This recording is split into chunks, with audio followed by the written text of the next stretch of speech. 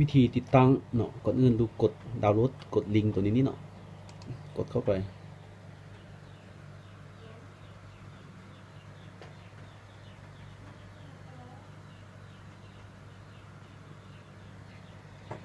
มันก็จะขึ้นหน้าตาแบบนี้ออกมาเนาะ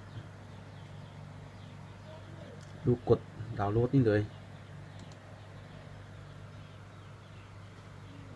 เนาะ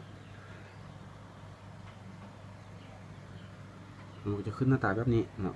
กดดาวน์โหลดนี่เติม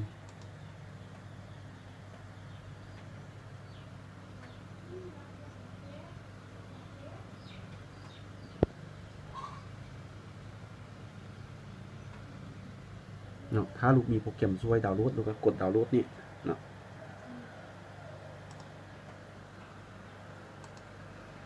ภายหลังลูกดาวน์โหลดแล้วเสร็จปุ๊บเนาะลูกก็จะได้มาเป็นแบบนี้เนาะจากนั้นลูกก็คลิกข้อมือใส่ขาย10เนาะกดใส่ตัวนี้นี่เนาะขาย10ปุ๊บลูกก็จะได้ตัวนี้ออกมานะแล้วก็ก๊อปตัวนี้เข้าไปในโทรศัพท์ลูกแล้วก็ติดตั้งเนาะจากนั้นก๊อปตัวนี้ไปวางไว้ตัวเครื่องเนาะเข้าไป